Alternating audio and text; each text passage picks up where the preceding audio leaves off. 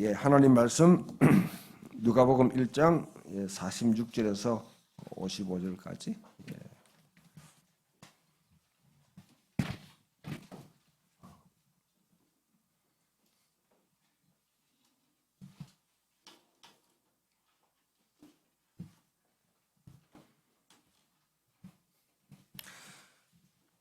마리아가 이르되 내 영혼이 주를 찬양하며 그의 여종의 비천함을 돌아보셨습니다. 보라, 이제후로는 만세에 나를 복이 있다 일컬이로다.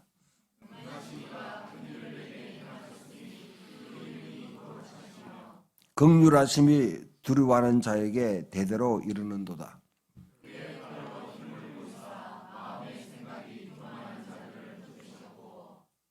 권세 있는 자를 그 위에서 내리치셨으며 비천한 자를 높이셨고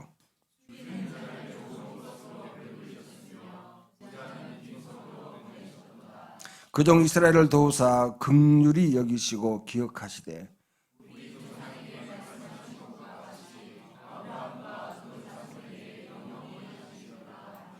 아멘. 네. 할렐루야.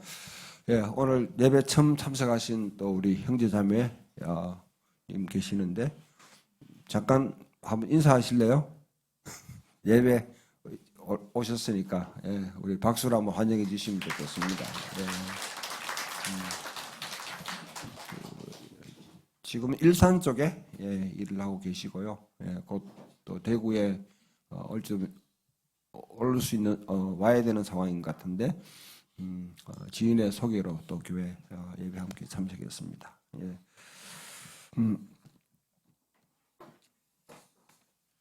앞뒤 좌우로 보시면서 서로 한번 인사하시죠. 예, 사랑합니다. 축복합니다. 예, 반갑습니다. 예,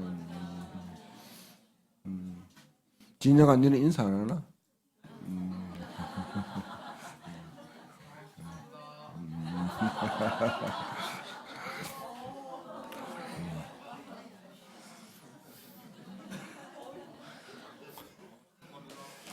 예, 초등학교 4학년 때지 우리 개척할 때, 진영이가.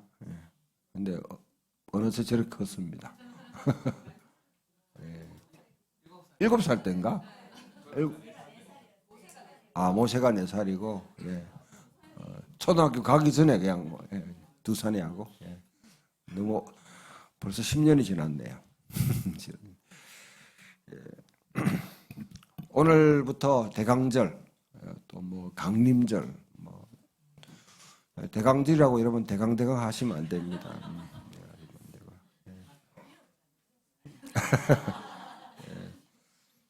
그 앞에 촛불이 5개가 이렇게 있는데 원래는 4개예요. 원래는 4개로 합니다. 그런데 5개로 이렇게 한 이유는 이제 4주간을 주님을 기다리는 그런 주간이다. 또 마지막 이제 성탄절날을 밝히는 의미에서 5개를 이렇게 해놨고요.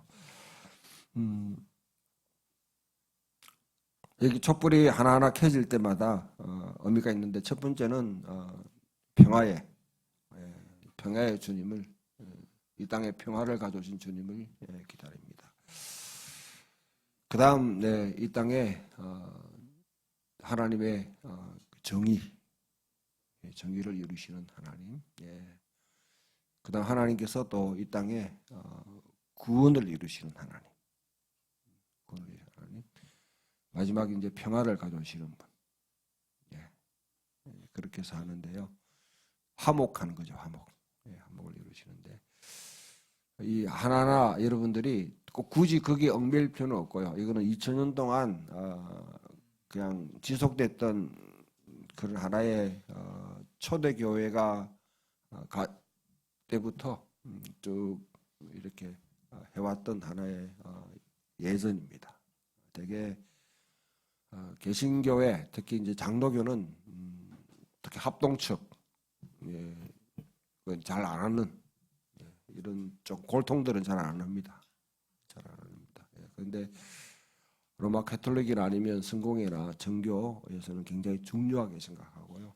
예전을 중요하게 생각하는 교회는 굉장히 의미를 부여해서 그렇게 합니다. 왜 예전이 필요하냐면요, 이걸 하나의 달력과 같아요. 그러니까 달력이라는 건 우리의 삶의 리듬과 같습니다. 봄, 여름, 가을, 겨울이 있듯이 우리 신앙생활에도 때는 그 리듬을 타는 게 중요합니다. 언젠가는 한번 해보고 싶었던 게 1년 내도록 교회의 어떤 달력에 교회력이라고 하죠. 따라서 이렇게 쭉 한번 설교도 하고 예배 들어봤으면 좋겠다 생각하는데, 아직까지도 교회력을 전체를 그렇게 잘 소화를 제 자신이 잘 소화를 하지는 못합니다. 그래서 한 해 한 해 미루고 하는데요. 하나님 나라에 대한 여러분들이 좀 생각을 좀 깊이 좀 이렇게 옷깃에 젖어들듯이 이렇게 하게 되면 그 다음에는 교회력을 가지고 예배를 드리는 것도 더 깊은 의미가 있고, 좀 나름대로 우리 기대하는, 다음을 기대하는 그런 마음들을 불러 또 일으킬 수 있는 것 같습니다. 주님은 이미 오셨습니다. 그러나 또한 우리는 그 주님을 기다리고 있습니다. 어쩌면 여러분, 기독교라는 이 신앙은 예수님의 초림, 첫 번째 오셨던 예수님 이후로부터 다시 언젠가 올라가실 때 모습 그대로 오실 주님을 기대하는 그 사이에 우리는 살아가고 있습니다. 다시 그 중간에 있기 때문에 한편으로는 해고를 하는 거죠. 예수님 맨 처음에 1세기에 오셨을 때 그분의 어떤 사역들이나 삶이나 의미는 무엇이었을까? 또한 하나의 기대를 합니다. 예수님 다시 오실 때는 어떤 일이 벌어질까? 어떤 현상이 있을까? 그래서 해고와 전망이라는 이 큰 두 개의 큰 축 속에 우리는 항상 looking backward, 뒤로 돌아보면서 또 looking forward, 앞을 바라보는 거죠. 그래서 제뉴얼리라는 이 1월달이라는 이 말이 야누스라는 하나의 그리스 신화에서 나온 건데요. 얼굴을 두 개를 가진 거죠. 앞뒤로 있는. 앞도 보고 뒤로 보고. 1월달이라는 의미가 바로 그런 의미 같아요. 그냥 지난 것은 그냥 지나간 대로 그런 의미가 있었죠 하고 묻어버린 것이 아니라, 지나간 것을, 우리는 과거를 과거를 묻지 마세요 이렇게 하지만은 과거를 잊을 수 있는 사람은 아무도 없습니다. 현재는 항상 과거에 바탕하고 있습니다. 또한 우리에게 미래가 없다고 그러면 우리의 삶은 뭔가 방향도 없고 허무할 수도 있고요. 기대가 없죠. 그러나 과거와 미래가 중요한 게 아니고 과거와 미래를 우리 현재 삶 가운데 가져오는 게 중요합니다. 그래서 그리스도인은 과거, 현재, 미래로 달려가는 크로노스라는 이런 시간 개념 속에 살아가는 사람이 아닙니다. 우리는 과거, 현재, 미래 이 루트를 따라서 그냥 걸어가는 삶이 아니라 우리는 카이로스, 시공간을 뚫고 현재 임재하시는 하나님, 하늘에 잇대어가는 사람이기 때문에 때로는 시간을 초월합니다. 때로는 시간과 얽매이지 않는 영혼에 잇대어 살아가는 삶을 살아갑니다. 오늘도 함께 예배를 드리는 우리의 삶 속에, 우리의 마음 속에 주님이 과연 오신다면 어떤 일이 일어났을까? 나는 주님을 지금 기대하고 있는가? 주님을 기대하고 있는가? 1년 내도록 우리가 주님을 바라보고 주님께 예배하고 하는데 뭘 또 기대하냐? 그렇게 생각하겠지만은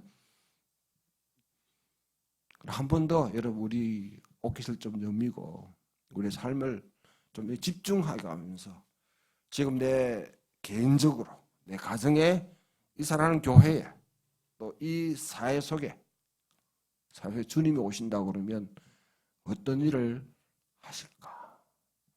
좀 지평을 좀 넓혀가면서 이 전 세계적으로 오시면 또 주님은 어떻게 하실까 하는 것을 좀 그 기대감을 가져볼 수 있는 그런 계기가 됐으면 좋겠습니다. 첫 번째 이번 대강절은 누가복음 있는 4개의 찬양시가 있습니다. 첫 번째가 오늘 읽었던 메거니 피켓라는 이 마리아 찬가라고 하죠. 마리아 찬가.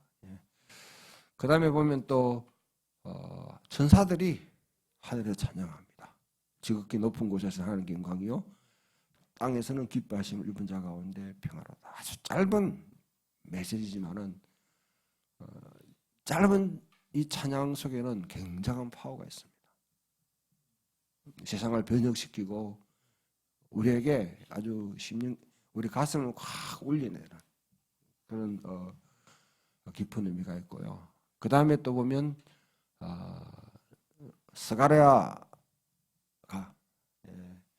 세례요한이 탄생한 것을 또 목도하면서 불렀던 베네딕투스라는 그는 축복성이죠. 그 다음에 마지막으로 시몬이라는 사람이 눈크 도미티누스 주제요. 이제 나를 놓아주시는군요. 참 멋있는 사람인데요. 나를 이제 놓아주시는군요. 하나님의 손에 붙들려 있었는데 살았는데 주님이 나를 놓아준다는 말이 때로는 나를 버렸다는 말도 될 수 있지만은 이제는 내게 무거운 짐을 좀 지어주시는데 그 짐을 내려놓게 하시는 걸 감사합니다. 그렇게 하는 이 4개의 찬양을 통해서 또 이번 대강절에 한 주 한 주마다 주시는 메시지를 살펴보려고 합니다. 오늘 마리아 찬가입니다.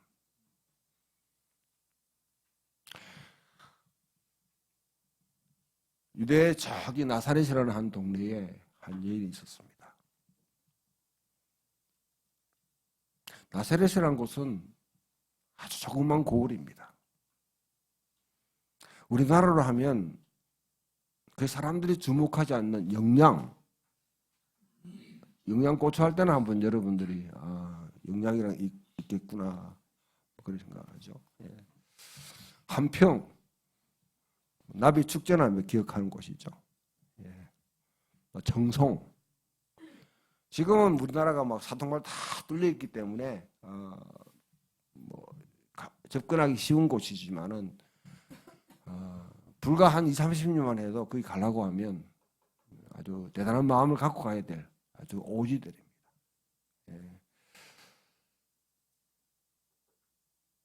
로마 전체를 보게 되면 가장 변두리에 있는 팔레스타인 땅 동쪽에 그것도 예루살렘이 아니라 갈릴리라는 곳 또 변두리죠. 그 갈릴리에서조차도 가장 변두리에 있는 그 변두리에 있는 한 동네에 한 여인이 살았습니다. 여기 보면 48절에 그 여종의 비천함을 돌아보셨습니다. 비천한 여인이다. 자기 스스로 비천하다고 하지만은 사실은 왜 자기 자신을 비천한 여인이라 했을까?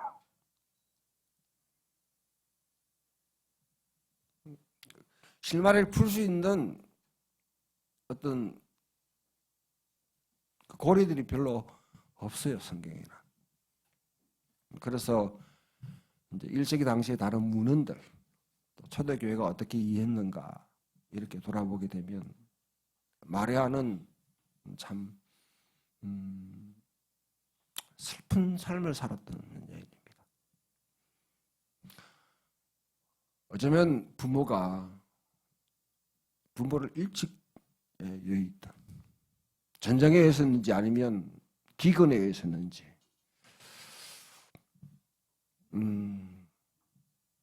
아니면 병, 그 당시 여러분 이런 패스트병과 같은 이런 병에 의해서 그렇게 죽었는지. 고대 사회에 한 사람이 태어나서 성년이 되는 이 그까지 그 생존율이 거의 20%, 25%밖에 안 됩니다. 다 자라면서 영양실조나 전쟁이나 또 전염병이나 여러 가지 문제로 다 죽습니다.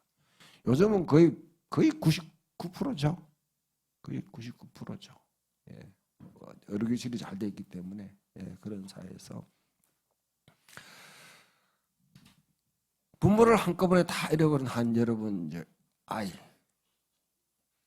우리는 고아와 같습니다. 고아 같은. 특히 여자아이는 정말 그 사회에서 가장 취약한. 그런데 그런 아이들을 성전에서는 이제 데리고 가가지고 양육을 시킵니다. 뭐 하냐면 이제 성전에 보면 이 휘장이 있잖아요. 휘장. 이 휘장은 그 유대인들의 전생에는 그 이제 처녀들이 거기서 뭐냐면 이 길쌈을 해서 짜야지 그게 정결하다고 생각했어요. 한 번씩 여러분 그걸 갖다 25년마다 바꾸는데요. 그걸 꾸준히 짜는데 이제 동원되는 거죠. 그렇게 하던 아마 마리아는 거기에 가서 그렇게 일을 하지 않았을까 생각합니다. 그러면 성전에 있는 대제사장들이 주변에 있는 이제 이스라엘 곳곳에 소위 말하면 이제 시집을 보내야 될 대상들을 추천을 받는 제비를 뽑는지 모르겠지만은 우리 이산가족 상봉을 위해서 이렇게 신청하듯이 아마 그렇게 해놓으면 그러면 이제 시집을 가는데 보통 여러분 요셉과 마리아는 그 팔팔한 여러분 젊은 청년이 아니에요. 요셉은 이거는 조금 나이가 많았던 사람입니다.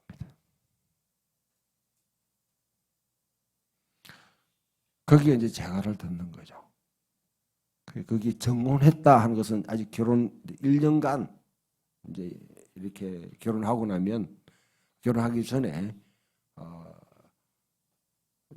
1년 후에 이제 결혼식이 정식으로 부부가 되기 전에 그 사이에는 서로 떨어져 있으면서 서로 살아가는 그런 시간입니다. 그 기간에 벌어졌던 일이에요. 방금 제가 말했던 거는 제가 근거 없이 지어낸 말은 아니고요. 그렇다고 성경에 있는 말은 아니고요. 외경이라고 주변에 자료가 있습니다. 그러면서 바탕으로 해서 재구성한 거니까 얼마든지 이거는 그냥 하나의 제가 그려온 그림이에요. 그림이에요. 그러면 여러분 그 한 여인 마리아는 한 여인의 삶이라는 게 어떤 것 같아요? 그냥 하나의 불쌍하다, 애처롭다, 그걸 떠나가지고 그 한 여인의 삶 속에 그 당시 유대사에서 벌어지는 여러 가지 상황들이 다 조명될 수 있는.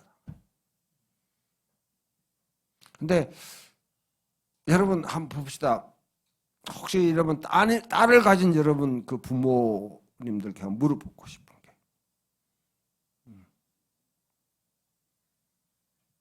여러분 아직 여러분 정식 결혼 안 했는데 처녀가 잉태하여 아들 낳을 것이니 그 이름을 임마누엘이라 하리라 하는 선지자의 예언이 있어요. 만약에 내 딸이 처녀인데 잉태했다면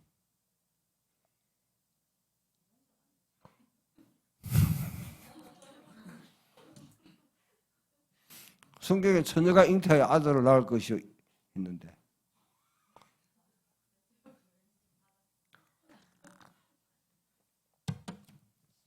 그렇죠. 예, 이 문제가 해결 안 되면 진도가 안 나가는 상황입니다.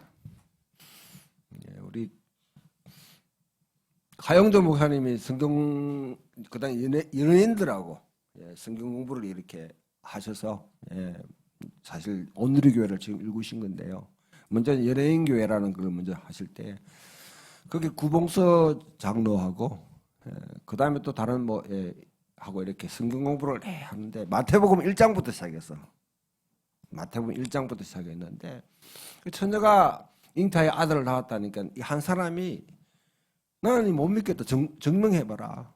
어떻게 처녀가 잉태의 아들을 낳느냐고. 그래가지고 이걸 한 구절을 가지고 그냥 5절을 보내니까 진도가 안 나가잖아요. 그 나중에 또 성경 공부를 하는데 구봉수 이 사람이 자꾸 시비 거니까 구봉자가 여보 당신 지 남편이 믿는데 왜 네가 못 믿냐고. 지 남편이 믿는데. 그래가지고 이제 넘어갔다는 이야기가 있습니다. 처녀가 잉타의 아들을 낳았다는 이 말은 과학적으로는 상식적으로 이해할 수 없는 거죠.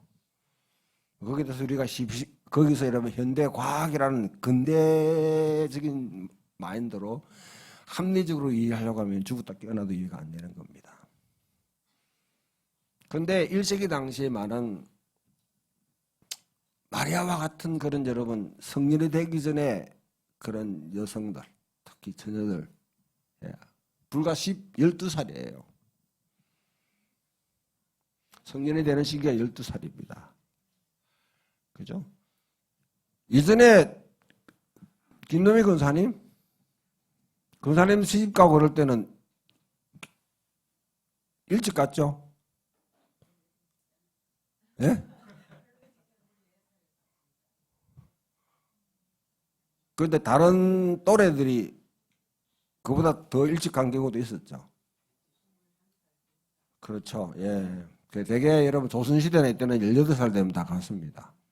정년기라 생각했어요. 지금 18살 때 여러분 시집가락 하면 이거는 뭐 범죄이에요. 범죄. 예. 하여튼 여러분 그 시기에 모든 유대인 여인들이 만약에 경건하게 성경을 읽고 살았다고 그러면 하나님의 말씀을 깊이 묵상했다고 그러면 그걸 데오포코스라고 하는데요. 그러니까 하나님을 품은 자, 하나님을 품은 자로서 혹시 하나님께서 이 이사야가 예언했던 예언이 나한테도 나에게 적용될 수 있지 않는가. 모든 지금 현대적인 개념으로는 이해가 되기 힘들어도 당시의 유대 땅에서는 어쩌면 여러분 모든 경건한 집안에 태어난 그 부모들이 혹시 내 아이를 통해서 하나님께서 이사야가 이전에 600년 전에 예언했던 그 일이 벌어질 수도 있지 않는가 하는 자그마한 기대 또 그런 것들은 가지고 있었을 거예요. 아무도 나다고 말할 수는 없죠. 그런데 어느 날 그 마리아에게 하나님의 천사가 등장하셔서 그렇게 말씀하시는 거죠.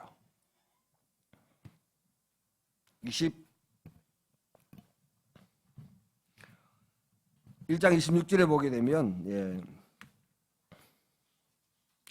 28절에 은혜를 받은 자여 평안할지어다 주께서 너와 함께 하시는도다.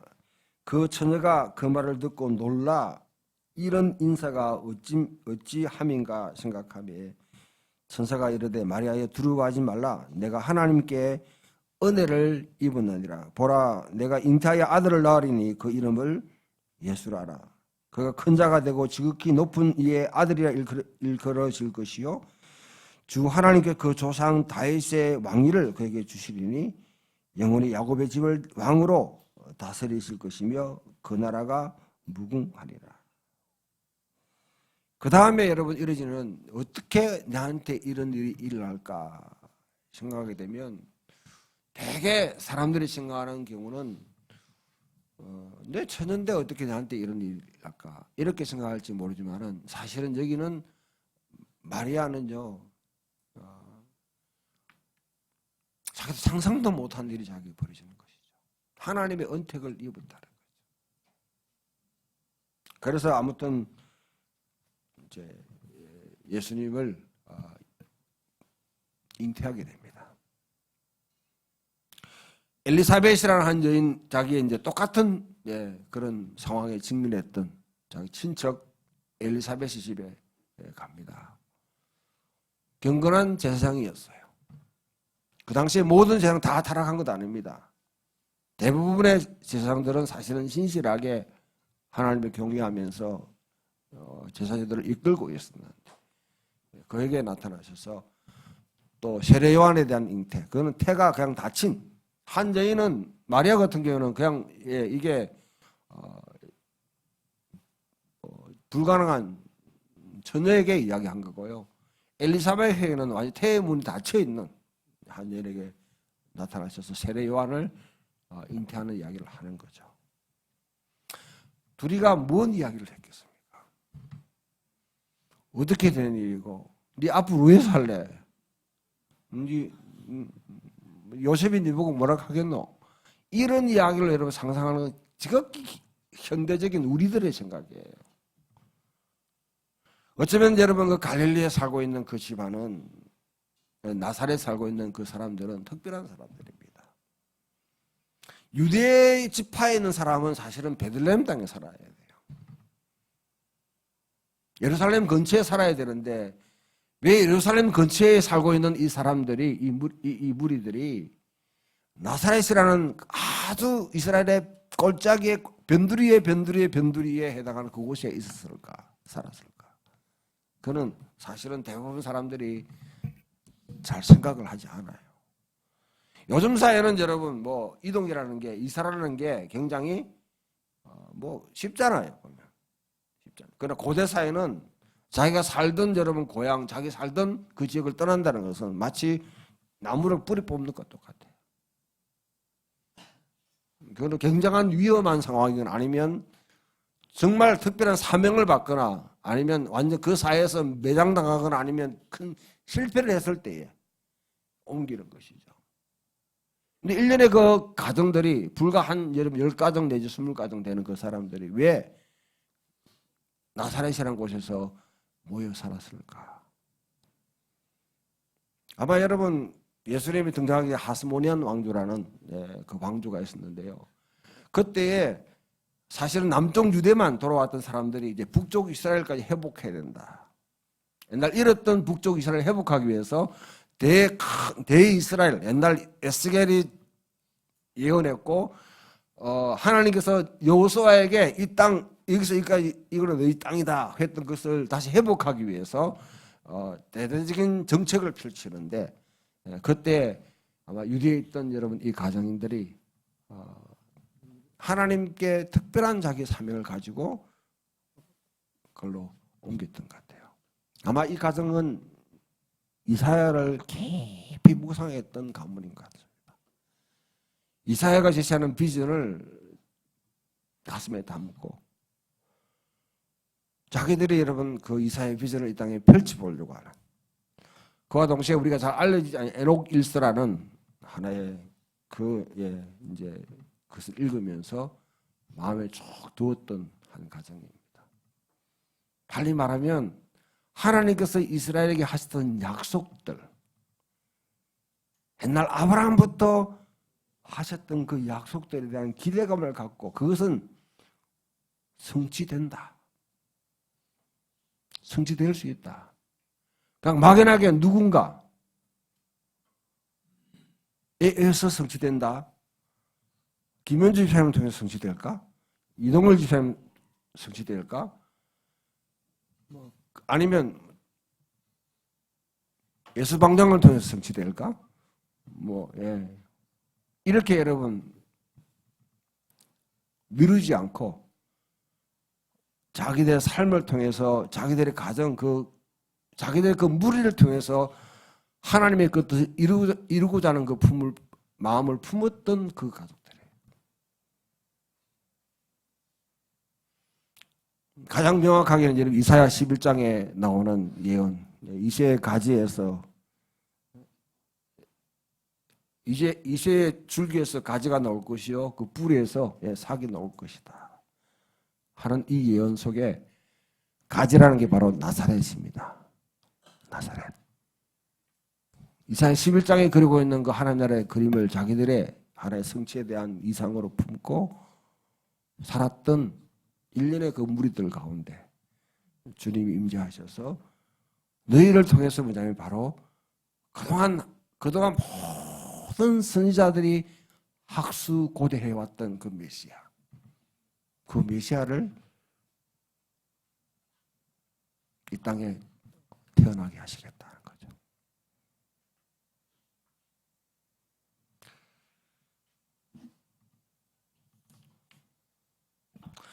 그러면 마리아는 여러분 자기들이 그동안 깊이 묵상했던 성경을 묵상했던 것을 바탕으로서 이 메시아가 이 땅에 태어나면 어떤 일이 일어날까? 그걸 노래한 것이 오늘 읽었던 본문입니다. 내 영혼의 주를 찬양하며 내 하나님이 내 구주를 기뻐하였으며 내 마음이 내 하나님 내 구주를 기뻐하였으면 그 여종의 비천함을 돌아보셨습니다. 하나님이 어떤 분이십니까?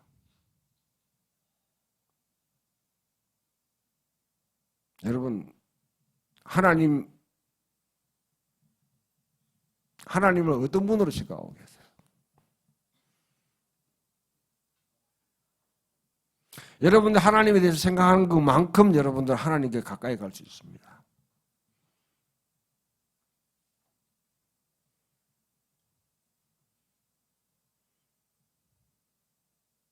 그런데 그 하나님께서 아마 대부분대로 하나님은 굉장히 좀 두려워하는 입장에서 많이 생각하실 거예요.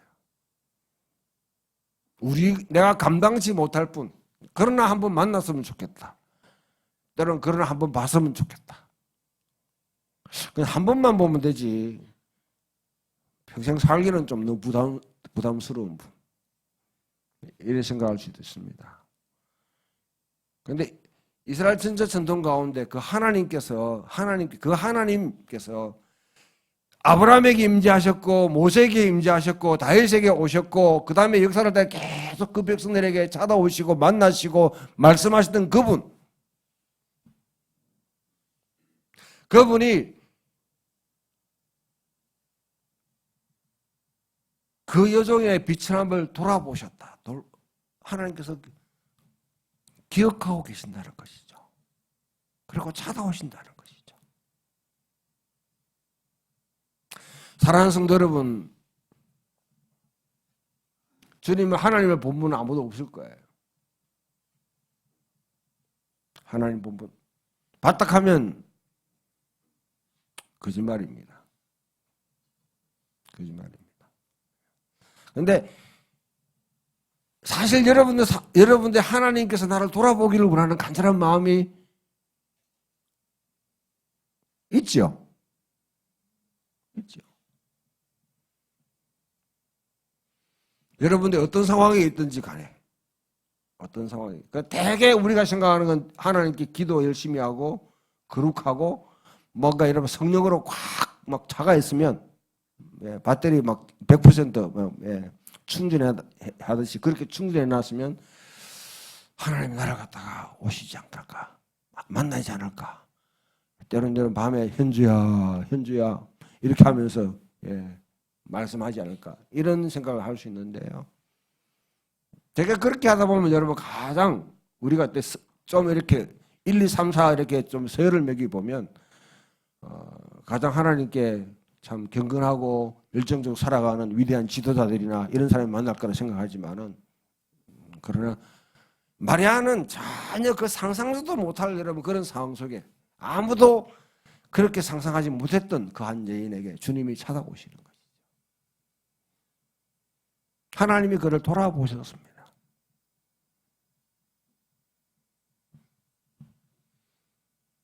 여러분들 상황이 어떤 상황이었든지 각기 다 다르겠지만은 저는 지금도 하나님은 우리를, 하나님의 자녀인 우리를 돌아보신다고 믿습니다.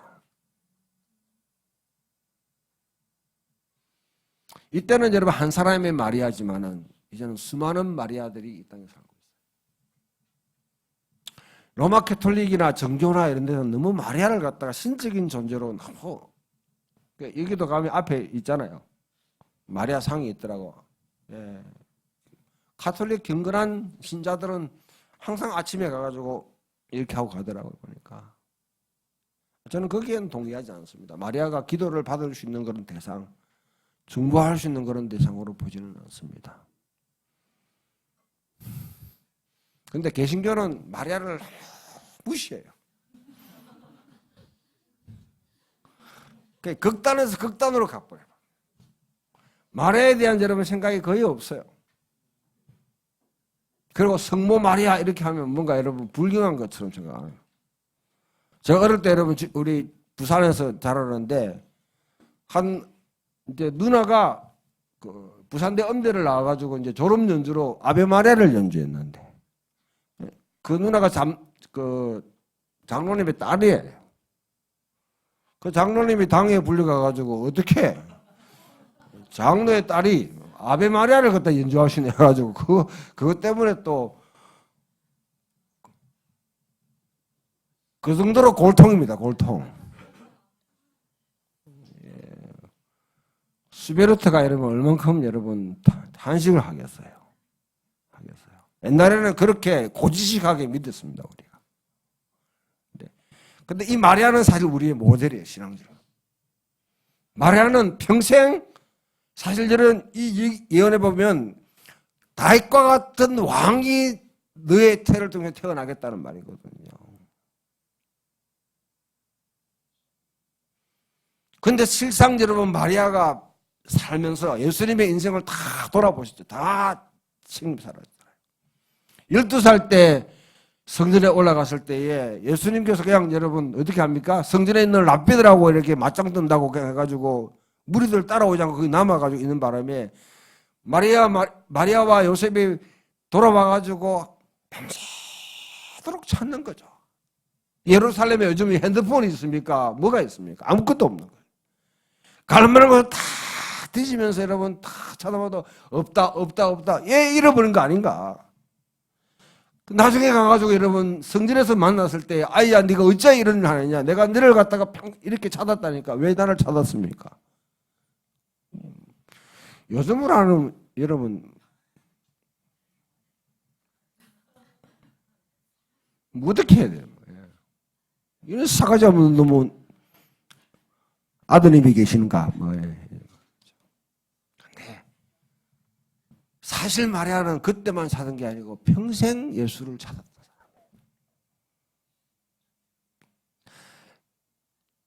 가브리엘의 자기에게 말했던 그 예수와 자기가 낳았던 예수, 기대했던 예수와 자라면서 하는 행동 자체의 예수는 전혀 다르기 때문에 이해할 수 없는 아들이었어요. 마지막 여러분 그 아들을 십자가에 매달아 놓고 밑에서 여러분 그 아들이 가는 모습을 여러분 십자가에 죽는다는 것은 여러분 그거는 영광이 아니에요. 그거는요 한 부모의 가슴을 갖다 갈기갈기 찢는 것입니다. 독도에서 헬기 여러분 사고로 소방대원에 그 아이를 갖다가 그 아이 여러분 시신도 지금 찾지 못했는데 마지막 유품을 갖다 받았던 그 어머니가 그 앞에서 오열하는 그 장면 그 이상이에요. 그래도 여러분 그 소방대원은 자기 나름대로 그래도 여러분 순직을 한 거잖아요. 자기의 임무를 다 감당하고. 그러나 십자가에 달린 예수는 이스라엘 전체 사회에서 하나님께 저주받은 자가 됩니다. 하나님께 버림받은 자예요. 도대체 어떻게 됩니까?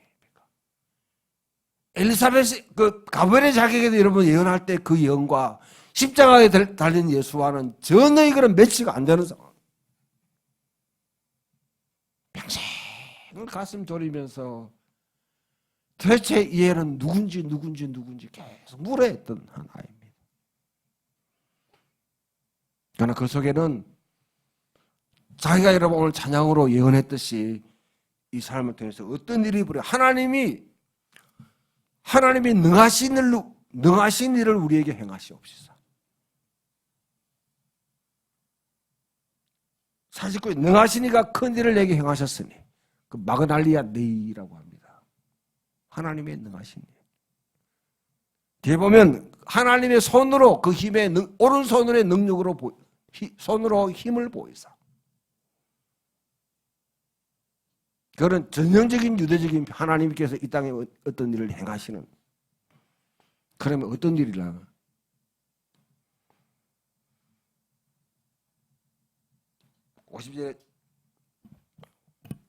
51절에 그의 팔로 힘을 보이사 마음의 생각이 교만한 자를 헛되셨고,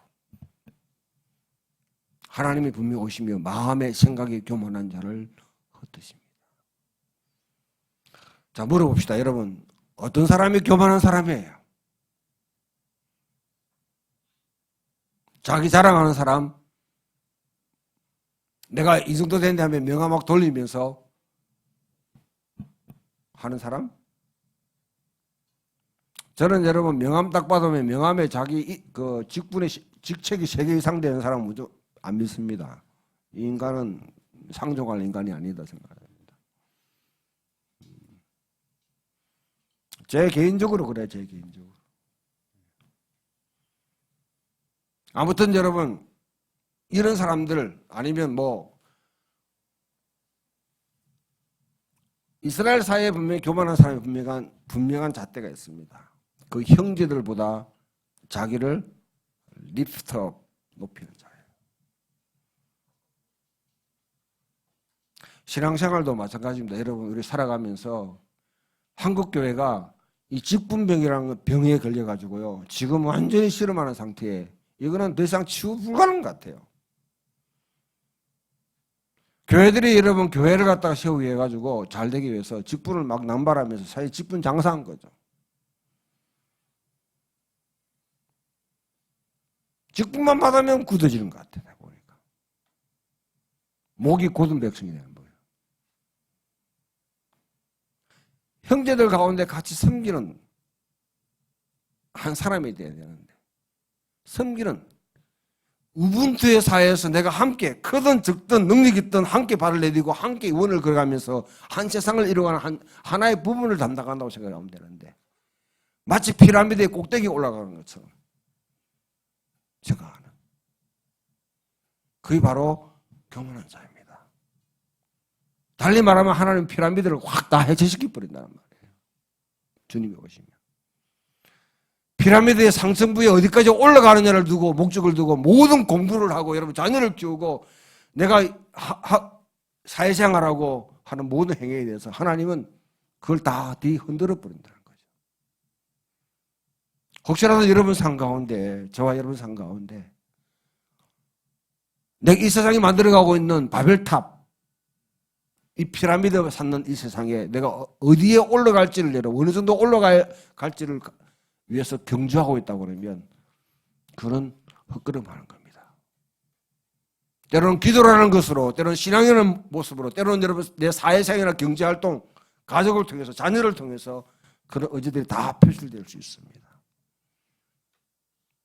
분명한 것은 하나님 나라에 맞지 않는 삶입니다. 그렇다고 여러분 공부하지 마라? 아니죠. 돈벌이 하지 마라? 사회생활 하지 마라? 아니죠. 우리가 아이들에게 공부하라는 것은, 저도 어릴 때 배워서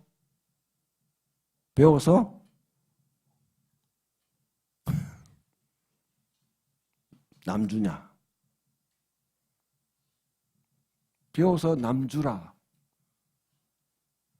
좀 여러분 우리가 진짜 그렇게 할 수 없나요? 진짜 그렇게 할 수 없나요? 행복은 성적순이 아닙니다.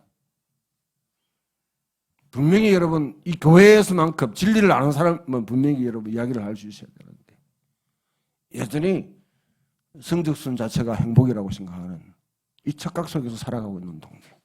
특히 수성구는 완전 난리예요. 이번에 여러분 뉴스 들으셨죠? 대구의 유명 강사가 어떤 일을 했는지. 다 여러분 그 인간의 그 탐욕을 갖다가 이용한 결과입니다.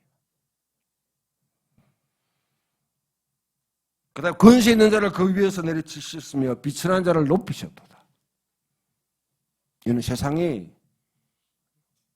생각할 수 없는 이거는 정치 문제를 건드리는 겁니다.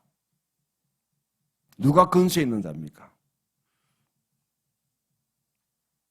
오늘날 우리 사회에 권세 있는 자가 누구예요? 내가 보니까 검찰이 가장 권세 있는 것 같아요. 보니까. 이번에 검찰 하는 거 보니까, 예. 검사들이 왜 저렇게 목이 곧은 백성인지 이제 이번에 확 다 드러났잖아요. 그마다 여러분 조금이라도 뭔가 사회적 상층부에 있고 뭔가 가지고 있으면 소위 말하면 완장차면 권세 있는 걸 생각하는 사람들. 1세기 당시에 유대 백성들에게는 헤롯의 가문이라든지 대제사장이라든지 로마의 통치 이거는요. 이걸 여러분 상상을 갖다가 어떻게 이게 상상이 안 가면 일제시대 때 우리가 어떤 여러분 삶을 우리 살았는지를 한번 생각해 보면 돼요.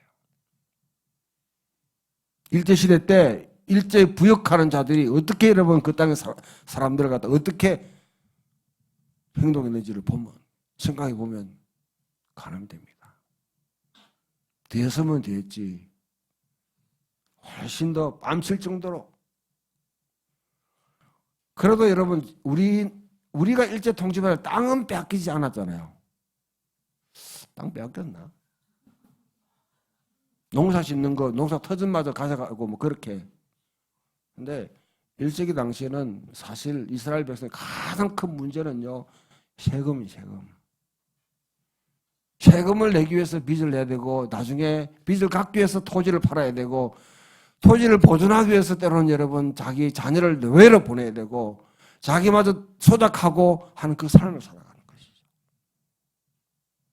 거기에 권세 있는 자를 주역해서 이때까지 이 땅의 백성들을 그와 같이 고통 속에 몰아넣는 자들을 하나님께 내리쳐 버린다. 마리아와 같이 비천한 자, 아무것도 보이지 않는 자, 쉽게 말하면 하찮은 자입니다. 비천한 자.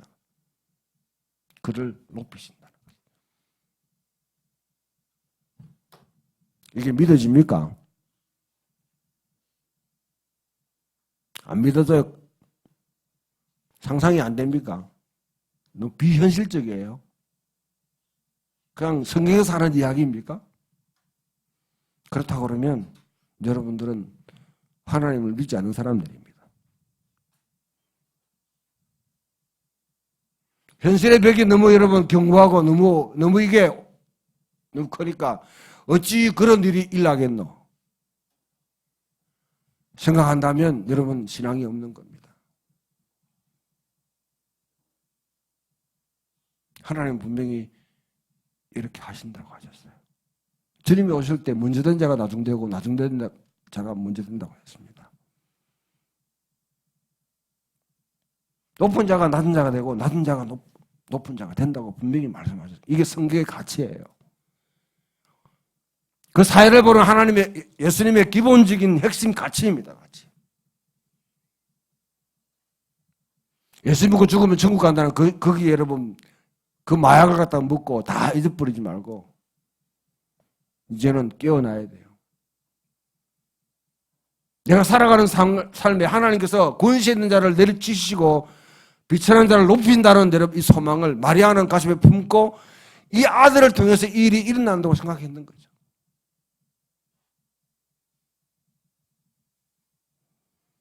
(53절에) 줄이는 자를 좋은 것으로 배불리셨으며 부자를 빈손으로 보내셨도다.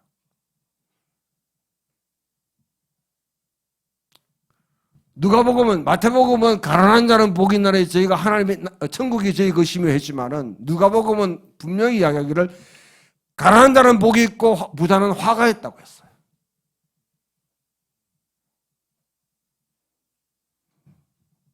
그럼 부자 되지 말라는 말이냐? 하나님은 부자를 저주하느냐? 교회는 부자가 있을 곳이 아니냐? 어떤 부자냐가 중요한 거죠. 어떤 부자냐가 중요한 거죠.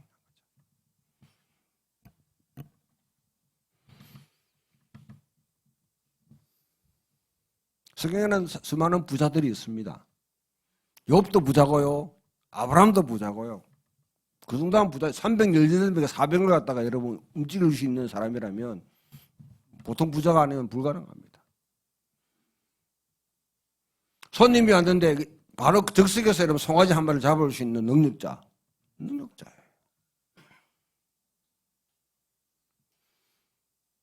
루디아 같은 여인들, 브리스길라와 아굴라 같은 사람들, 그 외에 여러분 금명하면 수많은 사람들이 있습니다.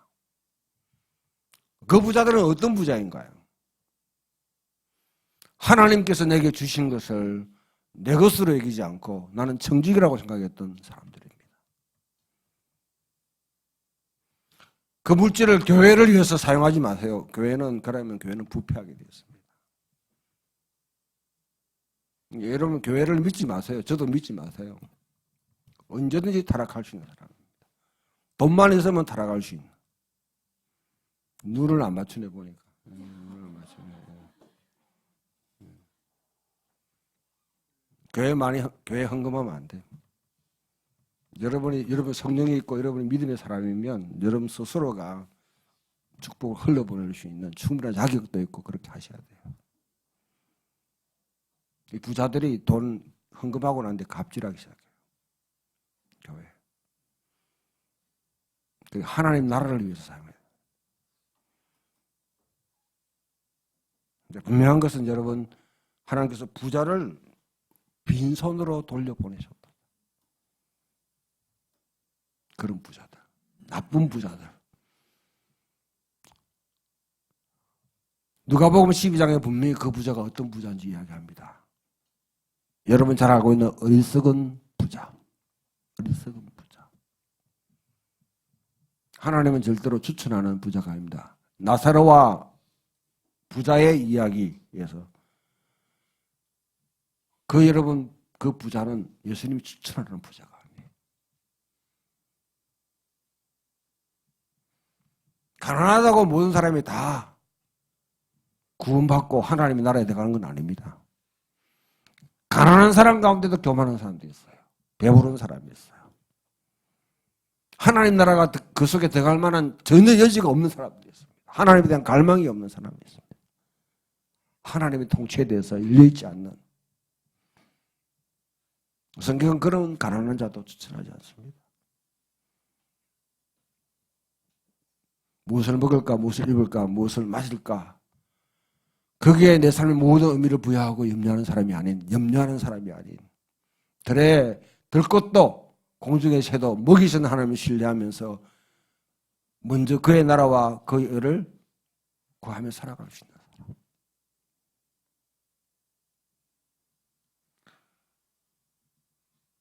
오늘 본문에 보게 되면 적어도 4가지. 그 아들이 이 땅에 오게 되면 종교적인 혁명, 사회적인 혁명, 정치적인 혁명, 경제적인 혁명이 일어난다고 하는 겁니다. 그리고 마지막에 그 종 이스라엘 도우사 긍휼히 여기시고 기억하시되 그 조상에게 말씀하신 것과 같이 아브라함과 그 자손에게 영원히 하시다.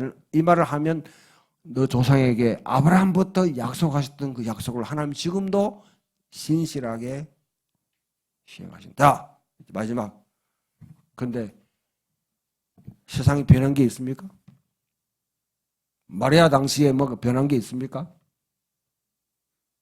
지금도 여러분 예수 믿는 사람이 떼거리로 많은데 지금 이 숫자 정도 되면요 바울 서신의 사도행전에 나오는 교회 가운데 가장 큰 교회입니다.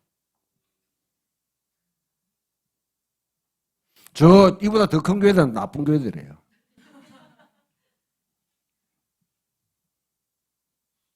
이 정도 되면 여러분 고린도 교회, 에베소 교회, 데살로니가 교회에 편지를 막 보내잖아요. 골로새 교회는 불과 10명도 안 되는 교회예요.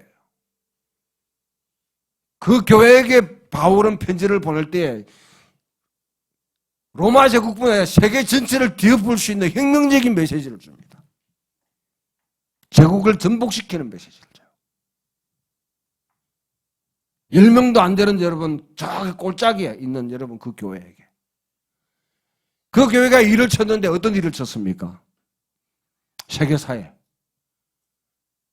아무도 감당치 못하고 그냥 당연한 걸로 여겼던 노예제도를 폐지하는데 결정적으로 공헌한 교회가 바로 골로새 교회입니다. 그러면 여러분 여기 한 50명 모이는 여러분 이 교회에게는 우리 풍경 있는 교회 하나님 주시는 메시지는 뭘까요? 여전히 작습니까? 여전히 할 거 아무것도 없고 이러고 우리는 못한다고 생각할 거예요? 예수님을 믿고 마리아를 기대하고 예수님을 대강제를 해도 우리 삶에 뭐가 일어나는지를 전혀 가늠하지 못한다고 그러면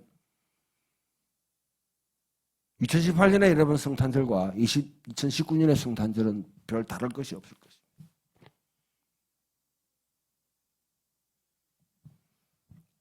마리아가 예수님을 품에 안고 예언했던 이 예언의 메시지는 시입니다. 시는요, 대한 세계를 상상하는 겁니다. 그냥 산문이 아니에요. 시는 우리에게 상상력을 불러일으킵니다. 어떤 세계? 대한 세계의 상상력을 불러일으킵니다. 이런 세계를 꿈꾸면서 살아가는 자가 그러니까 굉장히 레디컬한 거죠. 레디컬한 거죠. 마리아는 예수를 통해서 이런 세상이 펼쳐지기를 기대하고 있었고 예언하고 노래하고 있습니다. 그럼 오늘날 살아가고 있는 여러분들 우리가 한 사람의 마리아가 된다고 하면 그냥 이 세상의 현실에 주저앉아가지고 아무것도 할 수 없다고 그냥 의형부 살아간다고 먹고 살기에 급급한 사람 뭔가 여러분 전형적인 소시민적인 삶을 사는 그 삶으로 내 삶을 평생 살아갈 것인지 뭔가 좀 엣지는 있어야 될 거 아니에요. 뭔가 좀 엣지 있는 삶은 평생 여러분 죽도록 욕을 먹고 살아도 그래도 나는 이 말을 하고 살아야겠다고 이런 말을 하고 죽어야 됐다고 하는 한마디 말은 있어야 될 거 아닙니까?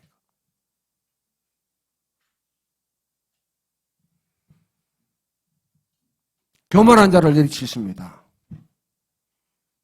권세 있는 자를 내리치세요. 비치는 자를 높이시는 분이십니다. 부자를 공수로 보내시고 빈손으로 보내시고 가난한 자를 먹이시는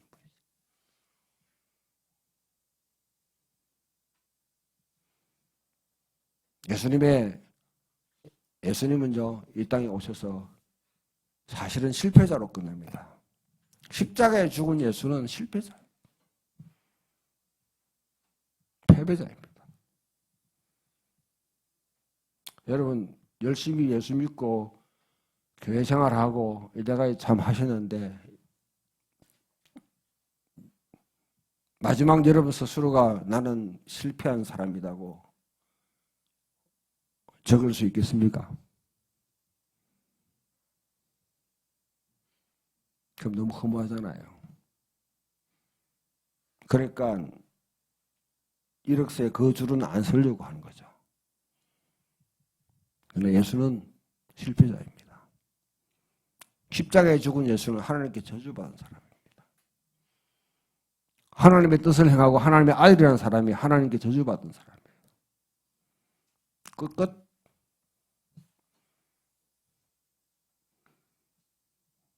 그 죽은 예수를 하나님이 살리십니다. 할렐루야. 그 살리시는 부활의 능력은 우리가 상상할 수 없습니다.